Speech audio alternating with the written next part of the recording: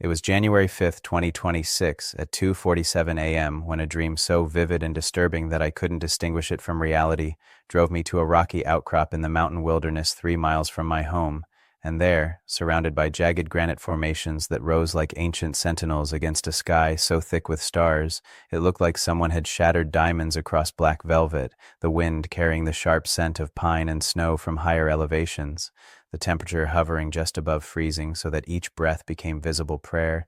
Jesus appeared before me with tears streaming down his face and said that someone is coming to your door, a specific person, at a specific time, carrying a specific message that will completely alter the trajectory of your life, and that most of his chosen ones will miss it entirely because they've been conditioned to expect God to move only in the ways they've been taught. Not everyone who sees this message is meant to see it. Some will scroll past, some will ignore it. But you've been marked. I need to stop right here before I go any further. If you're watching this, I need you to do something.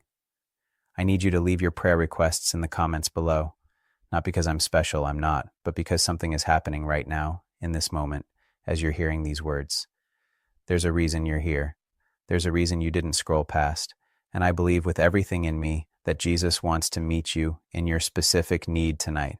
And if you're a true believer, if you're someone who doesn't just want entertainment but actually wants to hear what God is saying in this hour, hit that subscribe button. Because what I'm about to share with you over these next few nights isn't going to make sense to everyone. It's not going to be comfortable. It's going to challenge everything you think you know about how God moves. Some of you know me from The Chosen, where I've had the profound honor of portraying Jesus, but I need you to understand something. I'm an actor. I'm a broken man who's been given a gift I don't deserve. What I'm about to share with you has nothing to do with that show, nothing to do with my career, nothing to do with anything except what happened to me on that rocky outcrop in the middle of the night when I couldn't sleep, when I couldn't pray, when I felt like I was losing my mind. Let me take you back to that moment. The dream had been so real. In it, I was standing at my front door, and there was a knock, 3 distinct knocks that seemed to reverberate through my entire body. When I opened the door, there was a person standing there, but I couldn't see their face. It was obscured somehow, like looking through frosted glass. But the feeling that came with their presence was overwhelming. Part terror, part joy, part recognition of something I'd been waiting for my entire life without knowing I was waiting for it. In the dream, this person handed me something. I couldn't see what it was. But the moment it touched my hands, I woke up gasping, my heart pounding so hard I thought I was having a heart attack. I looked at the clock, 2:23 a.m. I tried to go back to sleep. I prayed. I tossed and turned. But there was this pull, this inexplicable compulsion to get up, get dressed, and drive to this place I'd hiked to a few times before, a rocky outcrop about 40 minutes from my house where you can see for miles in every direction. I'm not someone who does things like this. I'm not someone who gets mystical experiences. I'm skeptical by nature. I question everything. But something was different that night. The drive up the mountain road was surreal. My headlights cut through darkness so complete it felt like driving through outer space. The road twisted and turned, climbing higher and higher. I passed no other cars. It was just me, the hum of my engine, and this overwhelming sense that I was being summoned. I parked at the trailhead and started hiking. I had a flashlight, but I barely needed it. The moon was 3 days past full, and the stars, God, the stars. Living in Los Angeles, you forget what the night sky actually looks like. But up there, at that elevation, with no light pollution for miles, it was like seeing creation the way Adam must have seen it. The trail was rocky, uneven. My boots crunched on loose gravel. The temperature had dropped significantly. I could see my breath, and I was grateful I'd grabbed my heavy jacket. The wind moved through the pine trees with a sound like distant voices, like whispered conversations I couldn't quite make out. It took me about 20 minutes to reach the outcrop. It's this massive granite formation that juts out from the mountainside like the prow of a ship. During the day, you can see 3 different valleys from there, mountain ranges stacked against each other like waves. But at night, it's different. At night, you feel like you're standing at the edge of the world. I walked to the edge, not too close because there's a sheer drop of about 300 feet, and I just stood there. The wind was stronger up there, coming in gusts that made my eyes water.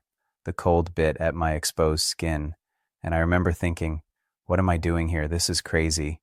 I should be home in bed. And that's when I felt it. It's hard to describe if you've never experienced it. It wasn't a voice, not at first.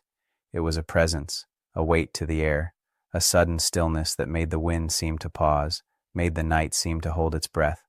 I turned around, and he was there. Jesus was standing about 10 feet away from me, near a cluster of smaller rocks, and the first thing I noticed, the very first thing, was that he was crying.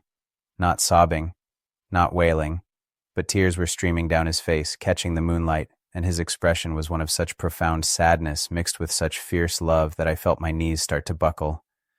"Jonathan," he said, and his voice was exactly as I'd imagined it 1,000 times while preparing for my role, but also nothing like I'd imagined. It had weight. It had texture. It seemed to come from everywhere and nowhere at once. I couldn't speak. I literally couldn't form words. He took a step closer, and I could see him more clearly now. He was wearing simple clothes, a dark robe, nothing elaborate. His feet were bare despite the cold ground. His hair moved slightly in the wind, and his eyes were looking at me like he could see every thought I'd ever had, every secret I'd ever kept, every failure I'd ever tried to hide. "Do you know why I brought you here?" he asked. I shook my head. My throat was tight. "Because you're about to miss it," he said, and his voice broke slightly. "So many of my chosen ones are about to miss it. They're about to miss the very thing they've been praying for because it's not going to look the way they expect." He gestured toward the valley below, where scattered lights from distant homes twinkled like earthbound stars. "In the next 30 days, he said, "I'm sending someone to your door, not just yours, to the doors of everyone I've marked for this season. A person, a messenger, someone carrying something you need, and most of you are going to turn them away." "Why?" I managed to whisper. "Because you've been taught to expect me to move in spectacular ways," he said. "You've been taught to look for the burning bush, the parted sea, the angel with the flaming sword. But I'm coming in the ordinary. I'm coming in the unexpected. I'm coming in the form of a stranger at your door, a phone call from someone you haven't spoken to in years, an email that seems like spam, a coincidence that's actually divine appointment." The wind picked up again, and I had to steady myself against it. The temperature seemed to drop another 10 degrees. I could feel the cold seeping through my jacket, but I didn't care. I couldn't look away from him. "I don't understand," I said. He smiled then, but it was a sad smile. "I know you don't. That's why I brought you here.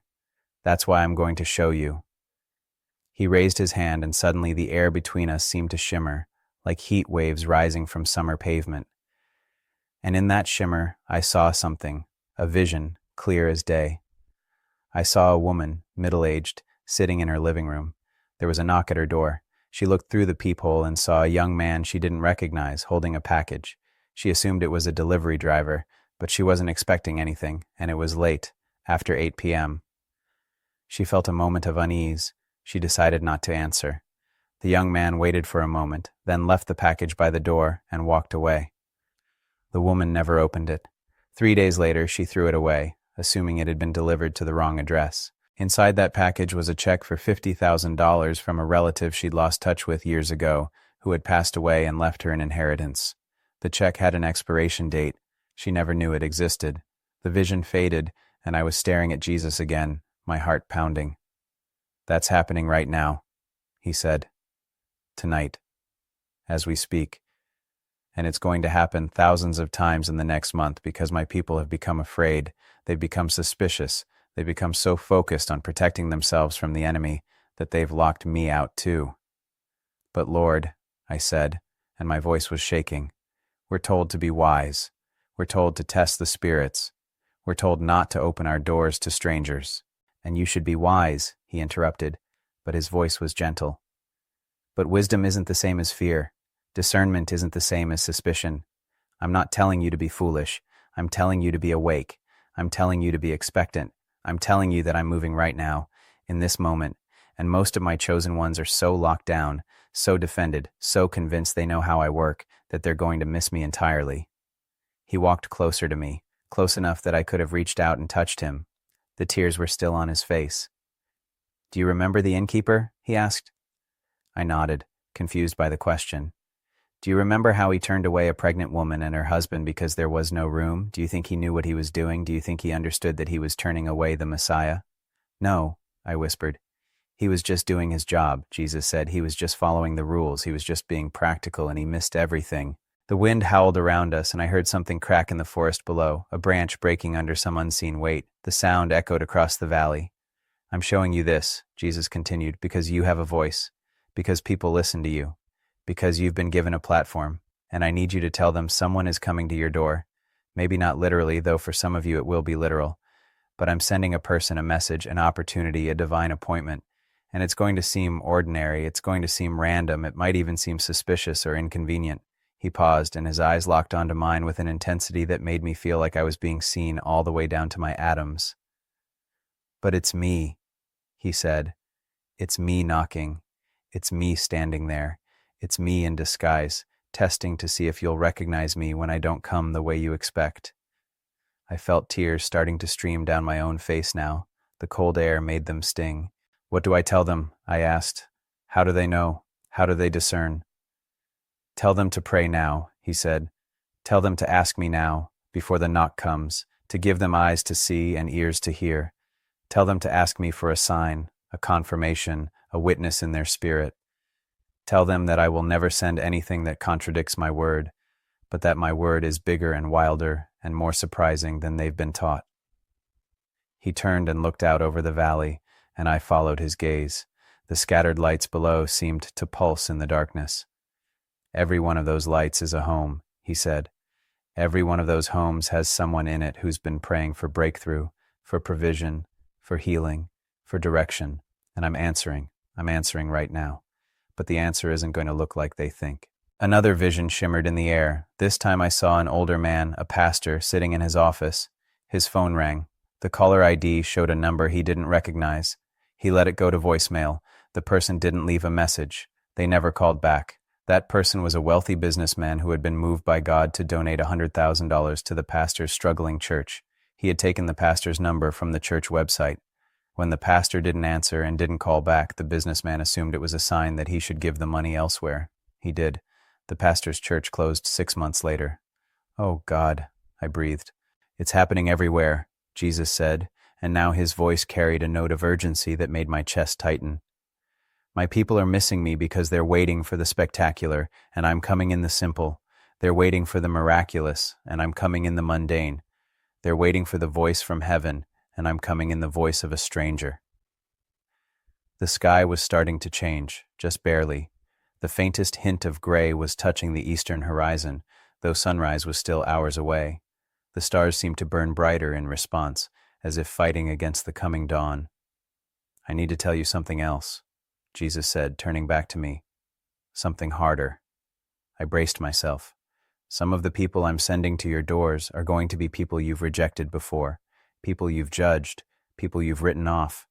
I'm giving you a second chance to see them the way I see them, and if you reject them again... He didn't finish the sentence. He didn't have to. The wind died down suddenly, completely. The silence was absolute. Even the distant sounds of the forest seemed to cease. It was like the whole mountain was listening.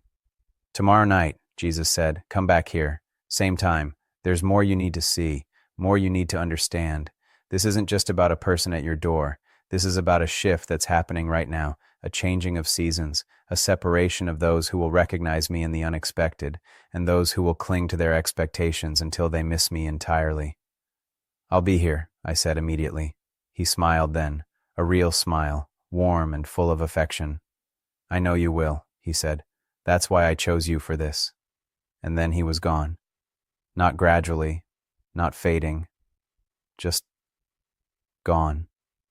One moment he was standing there, the next I was alone on the rocky outcrop with the wind starting to pick up again and the cold seeping back into my awareness. I stood there for a long time, shaking, partly from cold, partly from the encounter. The sky continued its slow shift toward dawn. I could hear birds starting to wake up in the trees below. When I finally made my way back down the trail to my car, the sun was just starting to paint the eastern sky with the faintest brush of pink. I'm telling you this now because I believe with everything in me that some of you watching this are about to receive your knock, your call, your unexpected visitor, your divine appointment disguised as an interruption, and I'm begging you, don't miss it. Tomorrow night I'm going back to that outcrop. I'm going to hear the rest of what Jesus wants to say, and I'm going to share it with you. But right now, today, I need you to do something. I need you to pray. I need you to ask God to prepare your heart for the unexpected. I need you to ask Him to give you eyes to see Him when He comes in disguise, because He's coming. Someone is coming to your door, and everything is about to change. It was January 6th, 2026 at 2:47 a.m., the exact same time as the night before, when I found myself driving back up that mountain road, my hands gripping the steering wheel so tightly my knuckles were white, my mind racing with everything that had happened in the hours since I'd left that rocky outcrop. The temperature had dropped even further tonight. The dashboard thermometer read 28 degrees, and a thin layer of frost covered everything, making the world look like it had been dipped in silver. The moon was still bright, but clouds were moving in from the west, creating strange shadows that raced across the landscape as I climbed higher into the wilderness. I hadn't slept. Not really. I'd gone home after that first encounter, tried to rest, but every time I closed my eyes, I saw his face, those tears, that urgency in his voice. And I kept thinking about the visions he'd shown me, the woman who threw away her inheritance, the pastor who missed the call that could have saved his church. But something else had happened during the day that shook me even more. I'd received a message, a direct message on social media from someone I didn't know. The profile looked fake, generic photo, barely any followers, created just a few months ago. Everything in me screamed spam or scam. The message was simple. I have something for you. Can we meet? I almost deleted it. My finger hovered over the delete button, and then I remembered what Jesus had said. I'm coming in the ordinary. I'm coming in the unexpected. I responded. I asked what they wanted to give me. They said they couldn't explain it in a message, but that they'd been praying for 3 weeks and kept seeing my face, kept hearing my name, kept feeling like they were supposed to give me something. I still don't know if it's real. I still don't know if it's him. But I agreed to meet them in a public place tomorrow afternoon, and the fact that I'm even considering it, the fact that I'm not immediately dismissing it as crazy, shows me how much that first encounter changed something in me. The trailhead was exactly as I'd left it. I parked in the same spot, grabbed my flashlight and a thermos of coffee this time, and started the hike. My breath came out in thick clouds. The frost crunched under my boots. Everything was sharper tonight, more defined, like the cold had brought the world into higher resolution. The hike felt shorter this time, even though I knew it was the same distance. Maybe it was anticipation, maybe it was fear, maybe it was both. When I reached the rocky outcrop, I immediately felt it. That same presence, that same weight to the air. But this time, Jesus was already there, standing at the very edge of the precipice, looking out over the valley. The clouds I'd seen moving in had arrived, creating a ceiling about 1,000 feet above us, trapping the moonlight and making everything glow with an eerie, diffused luminescence. He turned when he heard my footsteps. "You came," he said, and there was something in his voice, relief, maybe, or was it testing to see if I would? "You told me to," I said, my voice barely above a whisper. "I tell many people many things," he replied. "Not all of them listen." He gestured for me to come closer, to stand beside him at the edge. I did, carefully, my heart pounding. The drop-off was even more intimidating at night. I could hear wind rushing through the canyon below, a constant low roar like distant traffic. "How many people have watched your video?" he asked. The question caught me off guard. I don't know. I haven't posted it yet. I'm recording this to post after. "When you do," he interrupted, "thousands will watch. Tens of thousands, maybe more. And do you know how many will actually do what I'm asking?" I didn't answer. I was afraid to. "Less than 1%, he said, and his voice carried such sorrow that it made my chest ache. Less than 1% will actually prepare their hearts, actually pray for discernment, actually stay alert for the knock at their door. The rest will watch, they'll feel moved, they'll leave a comment, they'll hit subscribe, and then they'll go right back to their lives, waiting for me to show up the way they've always expected me to show up." He turned to face me fully now, and I could see that he'd been crying again, or maybe he'd never stopped. "Do you know what breaks my heart most?" he asked. I shook my head. "It's not the people who reject me outright. It's not the atheists or the mockers or the ones who've never heard my name.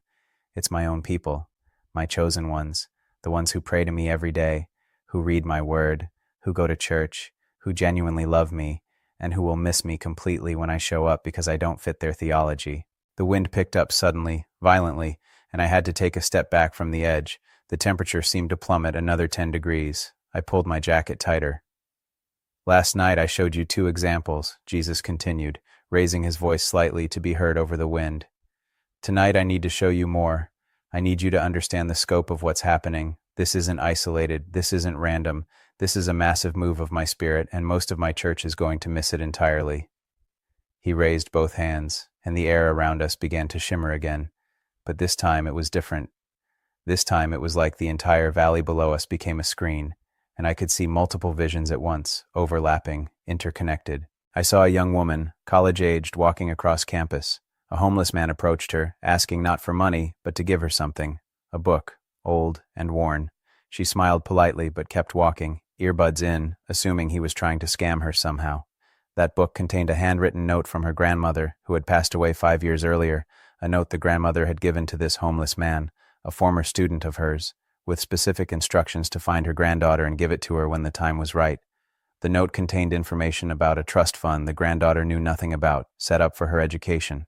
She never got it. She dropped out 2 semesters later because she couldn't afford tuition. I saw a businessman, successful and wealthy, sitting in his office. His secretary buzzed to tell him there was someone in the lobby asking to see him, someone without an appointment, someone who seemed odd.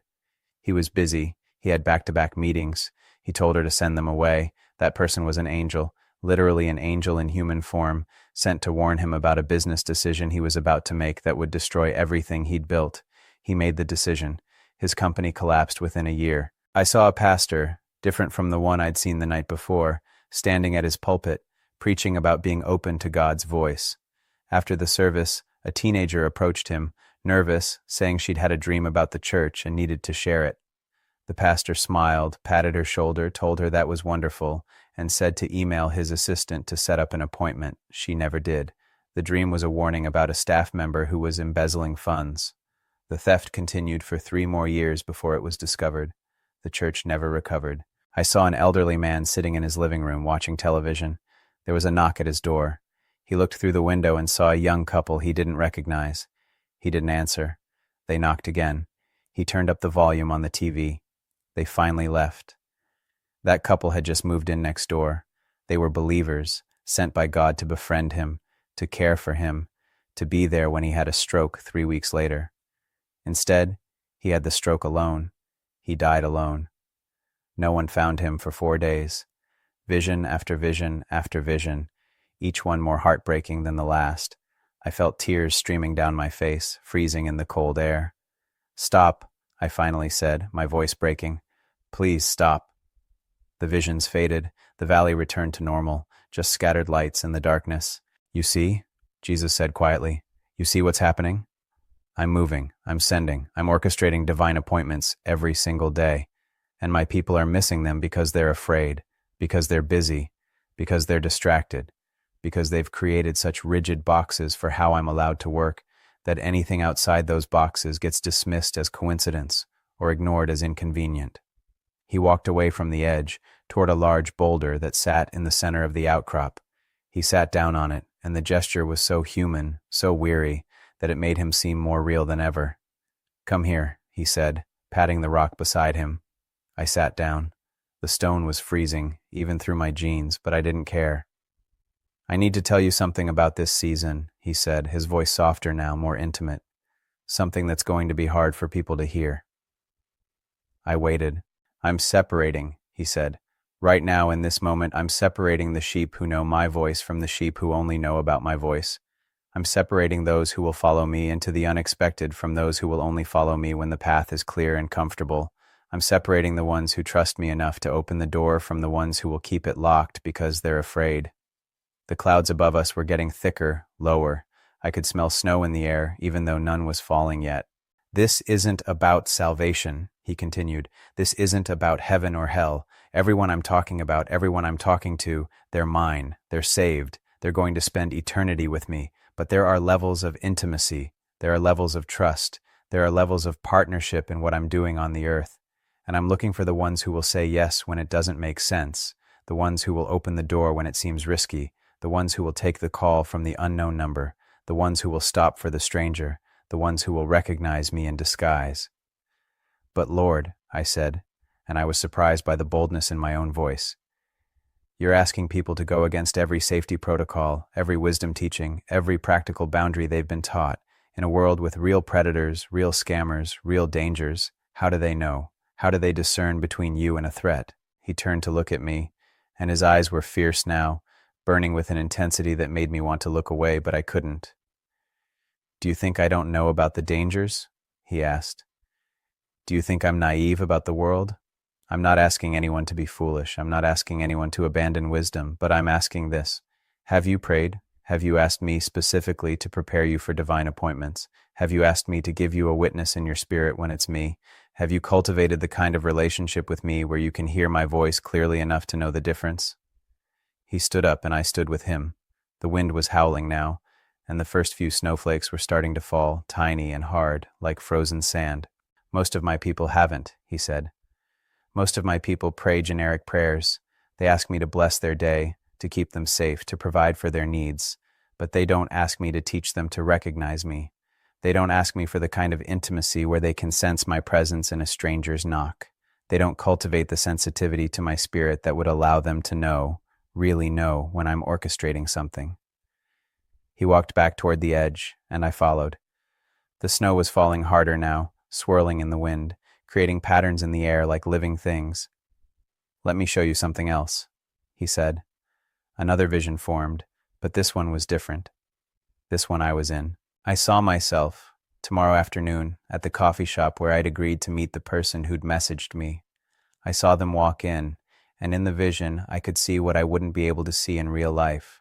I could see the spiritual realm. I could see that this person was surrounded by angels. I could see that they were carrying something, not physically but spiritually, something that glowed with divine light. I could see that this was a genuine divine appointment, that God had indeed sent them. But then the vision split, showing me two possible outcomes. In one, I met with them. I received what they had to give, and I still couldn't see what it was, even in the vision. But I could see the effect it had. I could see doors opening, opportunities multiplying, a new season of ministry beginning that reached millions of people. In the other, I didn't show up. I got scared. I convinced myself it was foolish. I let fear and practicality override the witness in my spirit, and I saw that glowing thing, that gift, that opportunity, that divine package being taken to someone else, someone who would say yes, someone who would take the risk. The vision faded. Is that real? I asked, my voice shaking. Is that really going to happen tomorrow? That depends on you, Jesus said. That's the point. I'm setting up these appointments, but you have free will. All of you do. I'm knocking, but you have to open the door. I'm calling, but you have to answer. I'm sending, but you have to receive. The snow was really coming down now, accumulating on the rocks around us, on my shoulders, in my hair. But I realized I wasn't cold anymore. Or maybe I was so cold I'd gone numb. Or maybe his presence was generating some kind of warmth that defied the physical temperature. There's something else you need to understand, Jesus said, and he moved closer to me, close enough that I could see the snowflakes landing on his robe, on his hair. The person coming to your door, the divine appointment I'm setting up, it's not always going to be comfortable. It's not always going to be convenient. Sometimes it's going to cost you something. He paused, letting that sink in. Sometimes the person I send is going to need something from you, not bring something to you. Sometimes the knock at your door is me asking you to give, to serve, to sacrifice. Sometimes the divine appointment is your opportunity to be the answer to someone else's prayer. And if you're only opening the door when you think you're going to get something, you're going to miss half of what I'm doing. I felt that land in my chest like a weight. The woman who threw away the package, that was about receiving, he continued. But there are just as many who are going to turn away the person I send who needs help, who needs money, who needs time, who needs attention. They're going to see it as an interruption instead of an invitation. They're going to see it as a burden instead of a blessing. They're going to see it as a distraction from their plans instead of the very center of my plan. Another vision flickered in the air, quick, like lightning. I saw a family sitting down to dinner. There was a knock at the door. The father sighed, annoyed. Through the door was a neighbor they barely knew, clearly distressed, asking if they could talk. The father said it wasn't a good time, maybe tomorrow. The neighbor nodded and left. That night, the neighbor attempted suicide, survived, but barely.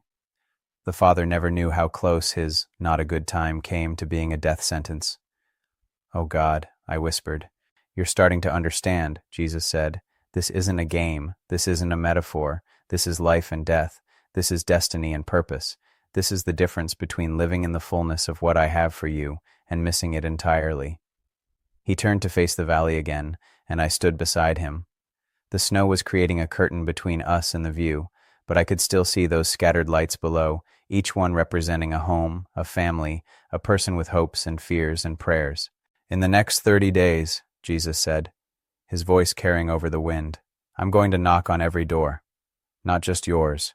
Everyone who's marked, everyone who's chosen for this season. Some will hear a literal knock. Some will receive a call. Some will get a message. Some will have a chance encounter. But I'm coming to all of them. And the ones who open the door, the ones who answer the call, the ones who say yes to the unexpected, they're the ones who are going to walk into the next season with me. The ones who don't." He didn't finish. The silence was answer enough. "What happens to them?" I asked, even though I was afraid of the answer. "They don't lose their salvation," he said. "They don't lose my love. But they miss the opportunity. They miss the season. They stay where they are while others move forward. And some opportunities only come once. Some doors only open once. Some divine appointments can't be rescheduled." The weight of that statement settled over me like the snow settling over the landscape. "I need you to tell them," Jesus said, turning to me again. "I need you to sound the alarm. I need you to warn them that I'm coming, but not the way they expect. I need you to tell them to pray now, to prepare now, to ask me now for eyes to see and ears to hear, because the knock is coming. For some of them it's already come and they missed it, but for most it's still ahead and they have a choice." "What if they don't believe me?" I asked. "What if they think I'm crazy?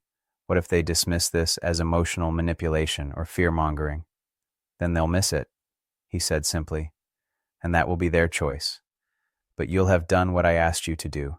You'll have delivered the message. What they do with it is between them and me." The snow was really accumulating now. The rocks around us were covered in white. My hair was full of it. I was starting to shiver despite whatever supernatural warmth had been sustaining me.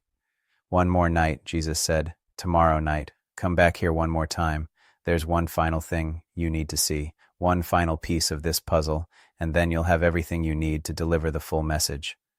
"I'll be here," I said, and I meant it with every fiber of my being. He smiled, and despite the tears still on his face, despite the sorrow in his eyes, that smile was full of hope. "I know you will," he said. "You're one of the ones who's learning to recognize me in the unexpected. You're one of the ones who's willing to look foolish for my sake. You're one of the ones who will open the door." He reached out and put his hand on my shoulder, and the warmth that flooded through me was like standing in front of a fire after being in the cold for hours. "Don't be afraid tomorrow," he said. "When you meet that person at the coffee shop, don't be afraid. I'll be there with you, and what they have to give you is going to confirm everything I've shown you these past 2 nights." And then he was gone again, and I was alone in the snowstorm, shivering violently now, but with a fire burning in my chest that had nothing to do with temperature. I made my way back down the trail carefully, the snow making everything slippery and treacherous.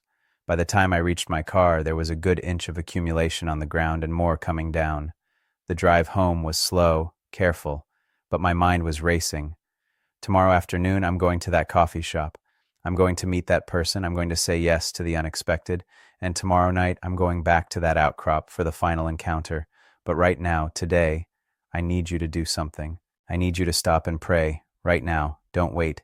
Don't put it off. Don't tell yourself you'll do it later. Ask God, is someone coming to my door? Is there a divine appointment you're setting up for me? Give me eyes to see it. Give me ears to hear it. Give me the courage to say yes even when it doesn't make sense. And then I need you to stay alert. For the next 30 days, stay alert. Pay attention to the unexpected. Don't automatically dismiss the unusual. Don't immediately delete the strange message. Don't reflexively ignore the unknown number. Ask God for discernment.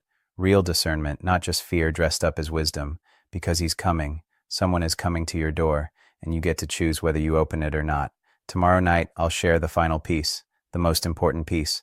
The piece that will make everything else make sense. Until then, stay awake. It was January 7th, 2026 at 2:47 a.m., the third night in a row that I'd awakened at this exact moment, as if an invisible alarm clock had been set in my soul. when I made the drive up that mountain road one final time.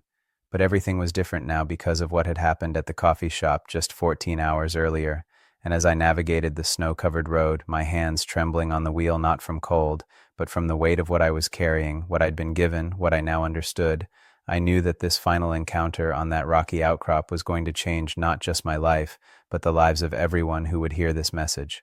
The storm from the previous night had passed, leaving behind a world transformed by snow. At least 8 inches had fallen, covering everything in pristine white that reflected the moonlight so brightly it was almost like daylight. The temperature had risen slightly to 32 degrees, right at the freezing point, and the air was perfectly still, holding its breath, waiting. I need to tell you what happened at the coffee shop before I tell you about this final night, because you need to understand how the pieces fit together, how Jesus was orchestrating everything, how he was proving to me in real time that everything he'd shown me on that mountain was true. I almost didn't go. I woke up yesterday morning after maybe 2 hours of sleep, and the rational part of my brain, the part that's kept me safe my whole life, the part that's protected me from scams and manipulation and danger, was screaming at me that this was foolish. Meeting a stranger from the internet, someone with a fake-looking profile, someone who claimed to have something for me, but wouldn't say what. Every red flag was waving. I called 3 friends. 2 of them told me not to go. One said, if you do go, at least tell someone where you'll be and have an exit strategy. But there was something else. A witness in my spirit. A knowing that I can't fully explain. Every time I prayed about it, I felt peace. Not excitement, not certainty about what would happen, but peace. And I remembered what Jesus had said. I'll be there with you. So I went. The coffee shop was crowded. I'd chosen it specifically for that reason, public and safe. I got there 15 minutes early, ordered a coffee I was too nervous to drink, and sat at a table near the window where I could see everyone coming and going. At exactly 2:00 p.m., someone walked in. It was a woman, probably in her 60s, wearing a simple coat and carrying a worn leather bag. She looked completely ordinary. She looked around the coffee shop, and when her eyes landed on me, she smiled. Not a big smile, just a small, knowing smile, and walked over. "Jonathan?" she asked. "Yes," I said, standing up, my heart pounding. "Thank you for meeting me," she said, sitting down across from me. "I know this must seem strange. I know you probably think I'm crazy." "I don't think you're crazy," I said, and I was surprised to find that I meant it. She reached into her bag and pulled out an envelope. It was old, yellowed, sealed with wax. Actual wax, like something from another century. "My name is Margaret," she said, "and I need to tell you a story before I give you this." For the next 30 minutes, she told me about her husband, a man named David who had passed away 3 years earlier. David had been a pastor, a small-town pastor who never had a big ministry, never wrote books, never spoke at conferences, but he had been a man of prayer, a man who heard God's voice clearly. 20 years ago, Margaret said, David had a vision. In the vision, he saw a man. He described him in detail, and the description was unmistakably me, portraying Jesus in something that would reach millions of people. And God told David to write a letter to this man, to seal it, and to give it to him when the time was right. David wrote the letter that same night, sealed it, put it away. For 20 years, Margaret said, that letter sat in a drawer. David would take it out occasionally, pray over it, and put it back. He never knew who the man in his vision was, never knew if he'd ever find him. 3 years ago, David got sick. Cancer. In his final weeks, he made Margaret promise that she would find the man from his vision and give him the letter. He told her she'd know when the time was right. "I saw The Chosen 2 years ago," Margaret said, tears in her eyes now, "and the moment you appeared on screen, I knew. I knew you were the man from David's vision, but I didn't know how to reach you. I didn't know what to do. So I prayed. For months I prayed. And 3 weeks ago I had a dream. In the dream, God told me to find you on social media and send you a message. He told me exactly what to say. He told me you'd be afraid, that you'd almost not come, but that you would, because he was preparing your heart." She slid the envelope across the table to me. "This is for you," she said, "from David, from God. I don't know what it says, I've never opened it, but I know it's important. I know it's for this moment." My hands were shaking as I picked up the envelope. The wax seal had a symbol pressed into it, a simple cross. "Should I open it now?" I asked. "That's up to you," Margaret said, "but I think you should." I think that's why we're here. I broke the seal. Inside was a single sheet of paper covered in handwriting that was elegant and careful, and as I read it, tears started streaming down my face because it was impossible, it was absolutely impossible, but it was real. The letter described in detail the 3 nights on the mountain, the rocky outcrop, the encounters with Jesus, the visions, the warnings about divine appointments and people coming to doors. Things that hadn't happened yet when David wrote this letter 20 years ago. Things that had just happened to me in the past 3 nights. And at the end of the letter, David had written, "Jonathan, you're reading this because you said yes. You opened the door. You took the risk. You trusted God enough to meet with a stranger who seemed suspicious. And now you know this is all real. Everything Jesus is showing you is real. Everything he's asking you to tell people is real. Don't doubt. Don't second guess. Don't let fear or skepticism steal what God is doing. You are living proof that he keeps his promises, that he orchestrates divine appointments, that he sends messengers to those who will receive them. Now go and tell them all, someone is coming to their door, and they need to be ready." I looked up at Margaret, unable to speak. She was smiling, crying, nodding. "He knew," she whispered. "David knew. God showed him. And now you know too." We sat there for another hour. She told me more about David, about his life, about his faithfulness. She didn't want anything from me. She didn't ask for money or favors or recognition. She had simply been obedient to a promise she'd made to her dying husband, a promise that had required her to step out in faith, to contact a stranger, to risk looking foolish. When we finally parted ways, she hugged me and said, "Thank you for saying yes. David would be so happy." I sat in my car in that parking lot for a long time, holding that letter, weeping, overwhelmed by the reality of what God had just done. He had given me proof, undeniable, impossible to explain proof that everything he'd shown me on that mountain was real, and now, just hours later, I was driving back up that mountain for the final encounter, and I knew that whatever Jesus was about to show me tonight would be the culmination of everything, the final piece that would make the whole picture clear. The hike up to the outcrop was harder tonight because of the snow, but also easier because the moonlight on the white landscape made it bright enough that I barely needed my flashlight. Everything was silent, that peculiar silence that comes with snow, like the world is wrapped in cotton. My boots crunched with each step, the only sound in the vast stillness. When I reached the outcrop, Jesus was already there, but this time he wasn't alone. There were others with him, figures made of light, translucent and radiant, standing in a semicircle around the edge of the precipice. Angels. I knew immediately that's what they were, though they looked nothing like the paintings or the statues. They were tall, impossibly tall, and their presence made the air feel thick and charged, like the moment before lightning strikes. Jesus stood in the center of them, and when he saw me, he gestured for me to come forward. "Don't be afraid," he said, though his voice was different tonight, more formal, more ceremonial, like we were here for something official. I walked forward on shaking legs, and the angels parted to let me through. I could feel their presence as I passed between them, a sensation like standing too close to a powerful electrical current, not painful but overwhelming. "You met Margaret today," Jesus said. It wasn't a question. "Yes," I managed to say. "And you read David's letter?" "Yes. And now you know that everything I've shown you is real. Everything I've told you is true. The divine appointments are real. The people coming to doors are real. The separation that's happening is real." "Yes," I whispered. He nodded, and his expression was grave, solemn. "Tonight I'm going to show you why," he said. "Tonight I'm going to show you what's coming. What this is all preparing for, why it matters so much that my people learn to recognize me in the unexpected, to open doors when it doesn't make sense, to say yes to divine appointments even when they're afraid." He turned to face the valley, and the angels turned with him, creating a wall of light behind me. The snow-covered landscape below seemed to glow in response to their presence. "A shift is coming," Jesus said, his voice carrying across the valley like thunder. "A shift in the spiritual realm that will manifest in the physical realm. A separation of wheat and tares, sheep and goats, wise virgins and foolish virgins. Not for salvation, I need you to understand that, but for assignment, for purpose, for partnership in what I'm about to do on the earth." He raised his hands, and the sky above us began to change. The stars seemed to brighten, to pulse, and then the entire dome of heaven became like a screen, showing me things that made my knees buckle, made my breath catch, made my mind struggle to comprehend. I saw the earth from above, spinning in space, and I could see the spiritual realm overlaid on the physical. I could see light and darkness and conflict, angels and demons in warfare, prayers rising like incense, and the glory of God moving like weather patterns across continents.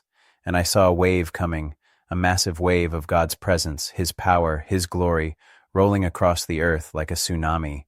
But this wave was selective. It wasn't hitting everyone equally. It was flowing towards certain people, certain places, certain hearts that were open and ready to receive it.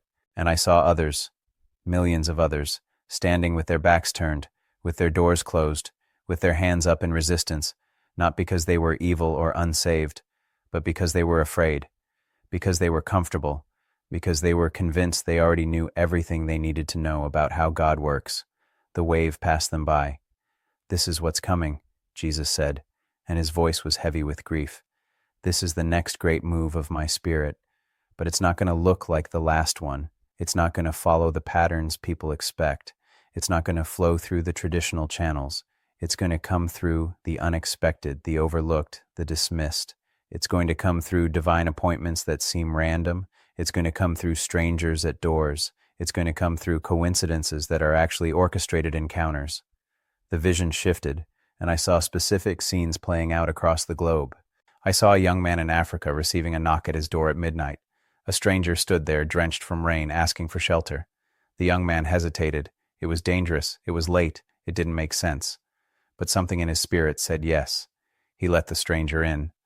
That stranger was an angel in human form, carrying an impartation of prophetic gifting that would launch the young man into a ministry that would reach millions. But I also saw the alternate timeline, the young man saying no, turning the stranger away, and that impartation going to someone else, someone who would say yes. I saw a woman in South America receiving a phone call from a number she didn't recognize. She almost didn't answer, but she did. On the other end was someone claiming to be a distant relative with information about her family history. It seemed like a scam, but she stayed on the line. That conversation led to a connection, that led to a discovery, that led to a healing of generational trauma that had plagued her family for 100 years.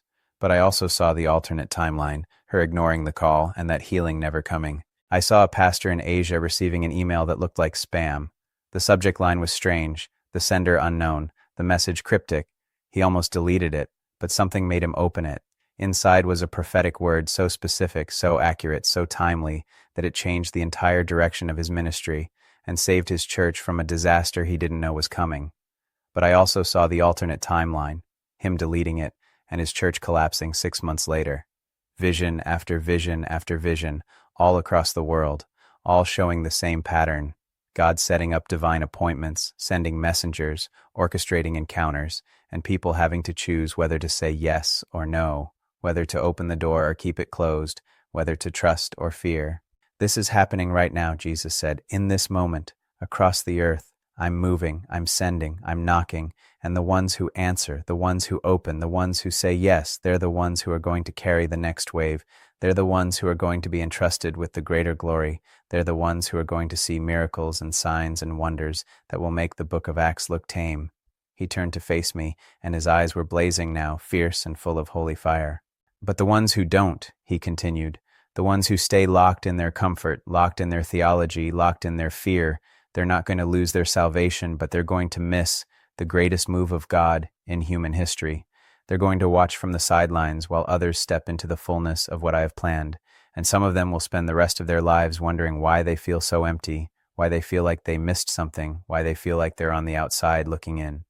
The angels behind me began to sing, or maybe it wasn't singing, maybe it was something beyond singing, a sound that was part music, part language, part pure emotion. It made my whole body vibrate. It made tears stream down my face. It made me want to fall on my face and worship. "The knock is coming," Jesus said, his voice rising above the angelic chorus. "For some, it's already come. For others, it's coming in the next few days, the next few weeks. And here's what I need you to understand. You only get one chance. Some divine appointments can't be rescheduled. Some doors only open once. Some messengers only knock once."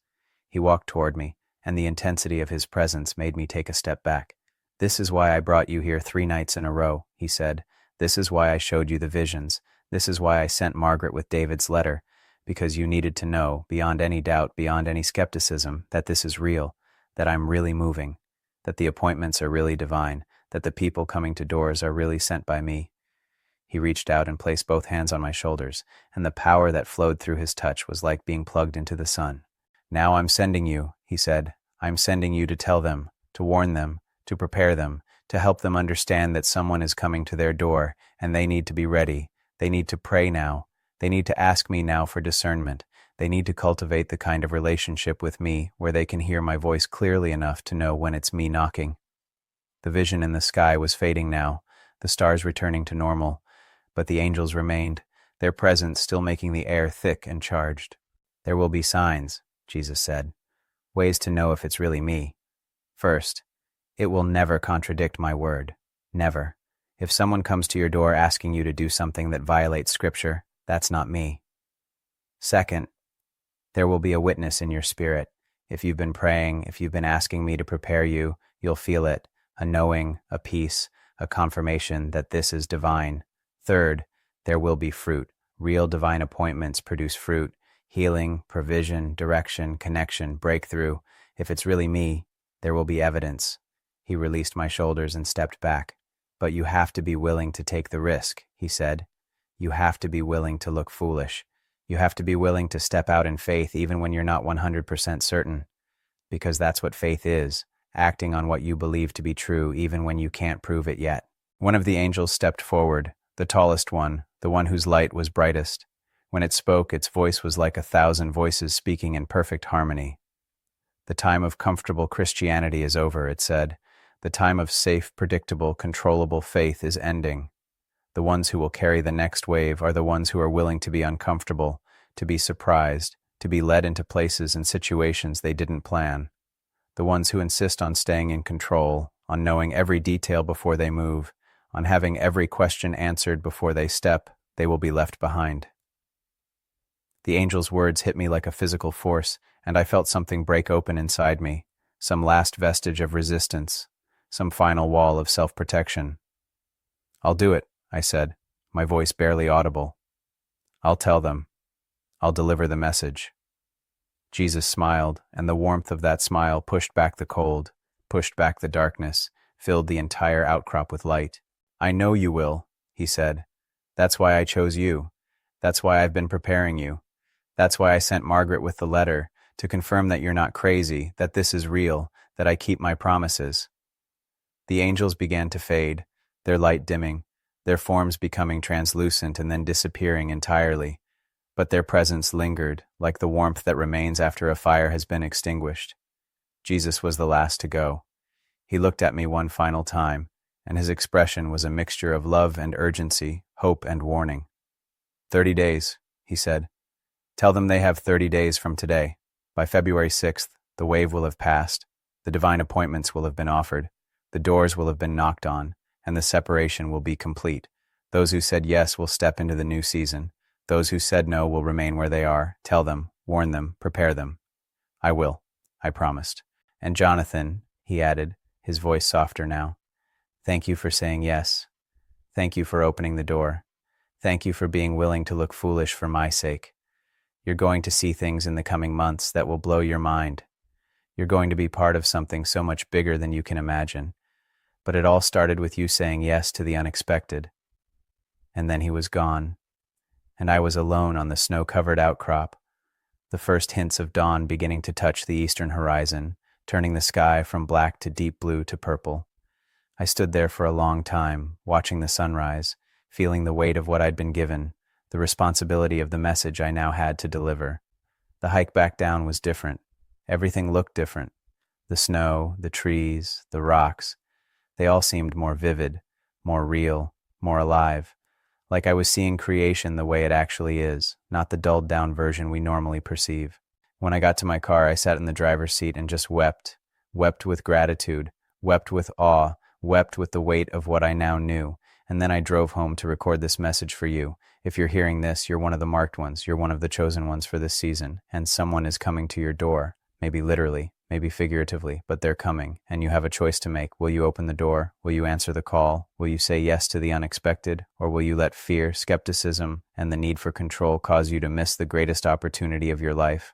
Tomorrow I'll give you the practical steps, the specific things you need to do to prepare, the daily challenge that will position you to recognize and receive your divine appointment. But tonight, right now, I need you to do one thing. Pray. Ask God to prepare your heart. Ask Him to give you eyes to see and ears to hear. Ask Him to help you recognize Him when He comes in disguise, because He's coming. Someone is coming to your door, and everything is about to change. It's been 3 days since that final encounter on the mountain, and I'm sitting here now in my home, looking at David's letter on my desk, this impossible 20-year-old letter that described events that hadn't happened yet, that confirmed everything Jesus showed me on that rocky outcrop, and I'm overwhelmed by the responsibility of what I'm about to share with you. The morning light is streaming through my window, and I can still smell the pine and snow from those 3 nights in the wilderness, can still feel the weight of His hands on my shoulders, can still hear the angels singing that sound that was beyond sound. But more than anything, I can still see His face, those tears, that urgency, and I know that what I'm about to tell you could literally change the trajectory of your entire life, if you'll receive it, if you'll act on it, if you'll say yes to what God is orchestrating right now in this very moment. Let me tell you what happened after I came down from that mountain the final time. I went home. I tried to process everything. I sat with David's letter for hours, reading it over and over, marveling at the specificity, at the impossible accuracy of what this man had written 2 decades ago. And then I did something I hadn't done in years. I went back through my own journals, my own prayer diaries, looking for breadcrumbs, looking for hints that God had been preparing me for this moment all along. And I found them. 3 years ago, I wrote in my journal, I had a dream last night that I was standing on a mountain and Jesus was showing me something about doors. I can't remember the details, but I woke up with this overwhelming sense that something was coming, something about divine appointments and unexpected encounters. 18 months ago, felt a strong impression during prayer today that I need to start paying attention to coincidences, that God is speaking through the unexpected more than I realize. 6 months ago, keep having this recurring thought, someone is coming. I don't know what it means, but it won't leave me alone. He was preparing me. All along, He was preparing me. And as I read through those journal entries, I realized something that made me weep. He's been preparing you too. Think about it. Why are you watching this? Out of millions of videos you could be watching right now, why this one? Why did you not scroll past? Why did something make you click, make you stay, make you watch all the way to this final part? Because you're marked, because you're chosen for this season, because your divine appointment is coming, and God is preparing your heart right now to recognize it and receive it. But here's what I need you to understand. Preparation requires action. It requires participation. You can't just passively wait for the knock at your door and hope you'll magically know what to do when it comes. You have to actively prepare your heart, your mind, your spirit to recognize God in the unexpected. So I'm going to give you a 30-day challenge.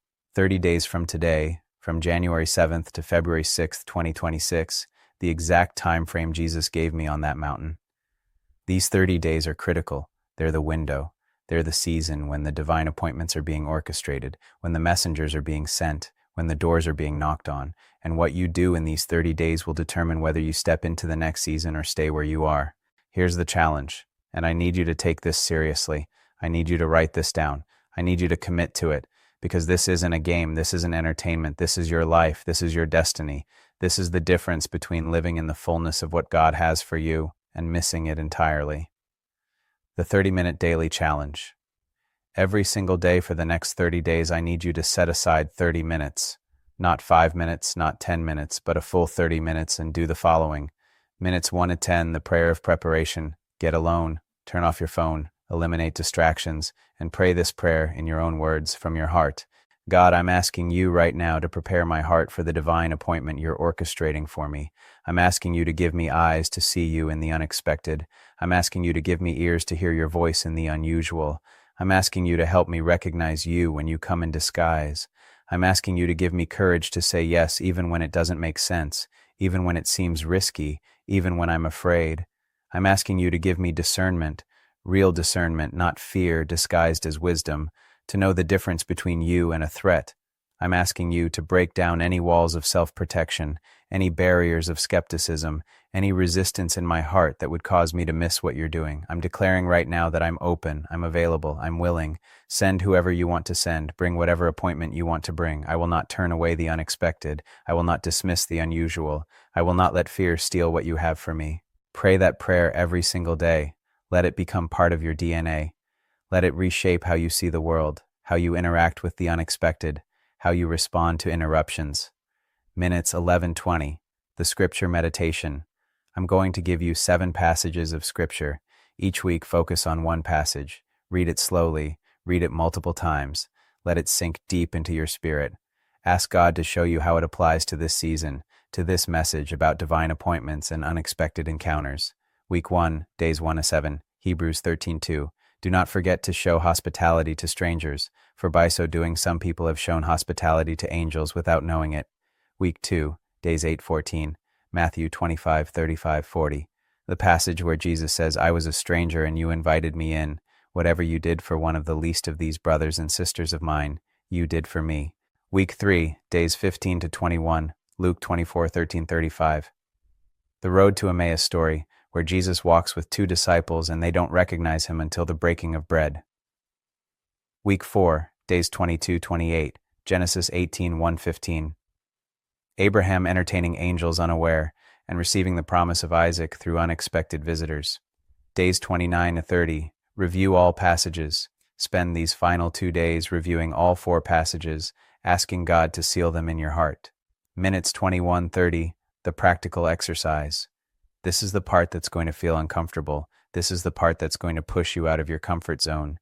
But this is also the part that's going to train your spirit to recognize divine appointments when they come. Every single day, I need you to do something intentionally unexpected, something that breaks your normal routine, something that creates space for God to orchestrate an encounter. Here are some examples. Take a different route to work or to the store. Pay attention to who you see, who you encounter. Strike up a conversation with someone you'd normally ignore. The cashier, the person in line behind you, the neighbor you usually just wave to. Answer a call from an unknown number. Use wisdom. If it's clearly a robocall, hang up. But if it's a person, listen. Respond to a message from someone you don't know well. Again, use discernment, but don't automatically dismiss it. Go somewhere you don't normally go. A different coffee shop, a different park, a different grocery store. Say yes to an invitation you'd normally decline because it's inconvenient or outside your routine. Stop and help someone who needs help, even when you're busy, even when it's not convenient. The point is this: you're training yourself to be interruptible. You're training yourself to be available. You're training yourself to recognize that God often speaks through the unexpected, the unusual, the interruption to your plans. And here's what I've discovered in just these 3 days since I came down from that mountain. When you start living this way, when you start being intentionally open to the unexpected, you start seeing God everywhere. You start recognizing His hand in things you would have previously dismissed as coincidence. You start having encounters that are clearly divine appointments. Let me give you an example from my own life, just from yesterday. I was driving to a meeting. I was running late. I was stressed.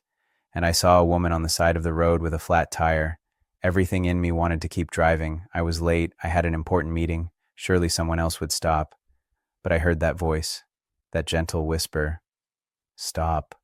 I almost didn't. I almost kept driving. But I remembered what Jesus had said on the mountain. Sometimes the person I send is going to need something from you, not bring something to you. So I stopped. I helped her change her tire. It took 20 minutes. I was now very late for my meeting, but as we were finishing, she started crying. She told me she'd been praying that morning, asking God if He was real, if He cared about her, if He saw her. She'd been going through a devastating divorce. She'd been questioning everything, and then her tire blew out, and she'd sat there for 30 minutes with no one stopping, and she'd started to believe that God had abandoned her. "And then you stopped," she said, "and you helped me. And now I know. I know He's real. I know He sees me. I know He cares." That was a divine appointment. That was God orchestrating an encounter. And I almost missed it because I was busy, because I was focused on my plans, because stopping was inconvenient. How many of those have I missed in my life? How many have you missed? That's what these 30 days are about. Training yourself to stop, to pay attention, to be available, to say yes to the unexpected. Now let me address something that I know some of you are thinking. But Jonathan, what if I do all this and nothing happens? What if I pray every day, meditate on scripture, do the practical exercises, and no one comes to my door? What if there's no divine appointment? What if I miss it anyway? Here's what Jesus told me about that on the third night after the angels had faded and it was just the two of us. Some will do everything right and still won't recognize the appointment when it comes, because they're looking for the spectacular and I'm coming in the simple. But others will do everything right and will recognize it, and their lives will never be the same. And even those who miss it, if they've spent 30 days praying, meditating on my word, and practicing being available to the unexpected, they haven't wasted their time. They've grown. They've deepened their relationship with me. They've positioned themselves for the next opportunity, because the appointments don't stop after 30 days. I'm always orchestrating encounters. I'm always sending messengers. I'm always knocking on doors. This 30-day window is just a concentrated season, a specific move, a particular wave. But the principles apply for the rest of your life. So you can't lose. Even if you don't recognize your specific divine appointment in these 30 days, you've still gained something invaluable. You've learned to live with your heart open. You've learned to recognize God in the unexpected. You've learned to be available to His interruptions. But I believe with everything in me, that if you do this challenge faithfully, if you pray every day, if you meditate on the scripture, if you practice being intentionally available to the unexpected, you will recognize your divine appointment when it comes. You will open the door, you will say yes, and your life will change. Now let me give you some specific things to watch for. Some signs that your divine appointment might be happening. Sign number 1, unusual timing. Divine appointments often come at inconvenient times, late at night, early in the morning, when you're busy, when you're tired, when you have other plans. If something unexpected happens at an unusual time, pay attention. Sign number 2, repetition.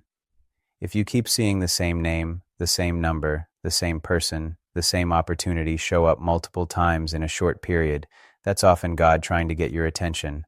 Don't dismiss it as coincidence. Sign number 3, peace despite confusion. You might not understand what's happening. You might not know why you're being asked to do something or meet someone, but if you feel peace in your spirit, a deep, unexplainable peace, that's often the Holy Spirit confirming that this is divine. Sign number 4, confirmation through Scripture. If you're reading your Bible and a passage jumps out at you that directly relates to the unexpected situation you're facing, that's often God confirming that He's in it. Sign number 5, fruit. Real divine appointments produce fruit. If you say yes to the unexpected encounter and it leads to healing, provision, breakthrough, connection, or direction, that's confirmation that it was God. Let me also tell you what to do if you realize you've already missed your divine appointment. If you're watching this and you're thinking, oh no, someone came to my door last week and I didn't answer. Someone called and I didn't pick up. Someone reached out and I dismissed them. First, don't panic. Don't spiral into condemnation. God is gracious. He gives second chances. He creates new opportunities. Second, repent. Tell God you're sorry. Tell Him you missed it. Tell Him you want to do better. Third, ask Him for another chance. Ask Him to send another messenger, create another appointment, give you another opportunity. Fourth, start the 30-day challenge today, right now. Don't wait. Don't put it off. Start preparing your heart immediately so you don't miss the next one. I want to share something else that happened after I came down from the mountain. I went back to that coffee shop where I'd met Margaret. I don't know why, I just felt drawn to go back.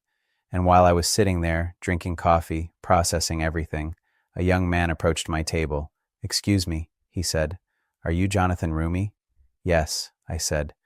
"I'm sorry to bother you," he said, "but I feel like I'm supposed to tell you something. This is going to sound crazy, but I was praying this morning, and I felt like God told me to come to this coffee shop at this exact time, and that I'd meet someone who needed to hear this message." My heart started pounding. 3 days ago, he continued, I had a dream. In the dream, I saw you standing on a mountain talking to Jesus, and Jesus told me to tell you the letter was just the beginning. There's more coming. Confirmations upon confirmations, signs upon signs. I'm going to prove to you over and over that this is real, so that when you tell people, you'll speak with absolute conviction. I started crying right there in the coffee shop, because that's exactly what I'd been praying that morning. I'd been asking God for more confirmation, more proof, more evidence that I wasn't crazy, that this was really Him, and He sent a stranger to a coffee shop to deliver a message. That's how He works. That's how He's always worked. Through the unexpected, through the unusual, through the people and situations we'd normally dismiss. Now, I need to talk about the deadline, February 6th, 2026. That's 30 days from when I came down from the mountain the final time. Jesus was very specific about this date. He said, by February 6th, the wave will have passed, the divine appointments will have been offered, the doors will have been knocked on, and the separation will be complete. I don't fully understand what that means. I don't know exactly what happens after February 6th, but I know it's significant. I know it's a marker. I know it's a deadline. Does that mean God stops moving after February 6th? Of course not. Does it mean there are no more divine appointments after that date? No. But it does mean something shifts, something changes, a particular window closes, a specific season ends. And those who said yes during this window, those who opened the door during this season, those who recognized their divine appointments during these 30 days, they step into something new, something greater, something that those who said no won't experience.